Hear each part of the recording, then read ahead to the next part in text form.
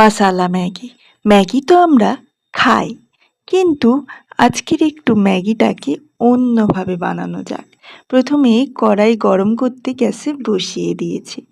এদিকে একটা ডিম নিয়ে নেব এবং ডিমটাকে নুন হলুদ দিয়ে ভালো করে ফেটিয়ে নেব। দেখো, ডিমটাকে ভালো করে একটা চামচ দিয়ে ফেটিয়ে নিচ্ছি।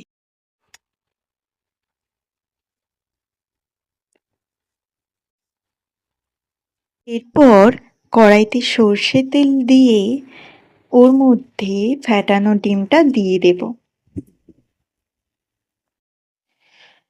ফ্যাটানো ডিমটাকে ভালো করে নাড়াচাড়া করে ঝুরি করে ভেজে নেব।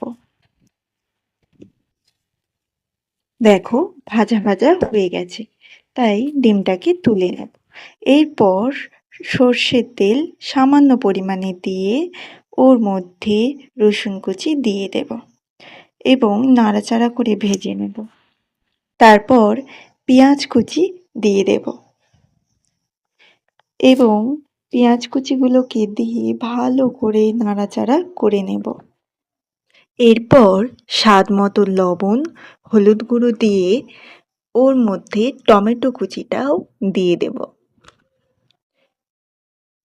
একেবারে সব ভালো করে কষিয়ে নেব।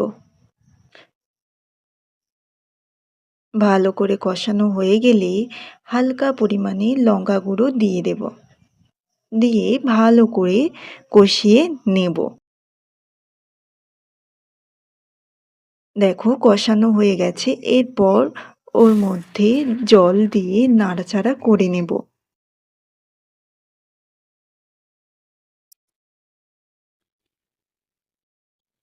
এরপর ম্যাগিগুলোকে ওর মধ্যে দিয়ে দেব। এরপর ম্যাগিগুলোকে ভালো করে নাড়াচাড়া করে নেব। খুন্তি দিয়ে ভালো করে নাড়াচাড়া করে একটু ফুটিয়ে নেব।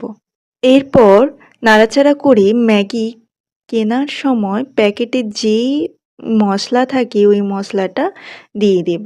এরপর ভালো করে নাড়াচাড়া করে ভেজে রাখা ঝুরি ডিমগুলো দিয়ে এবং আরও কিছুক্ষণ ধরে নাড়াচাড়া করে নিলেই তৈরি মশালা ম্যাগি।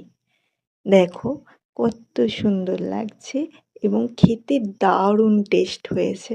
তোমরাও একবার বাড়িতে বানিয়ে দেখতে পারো।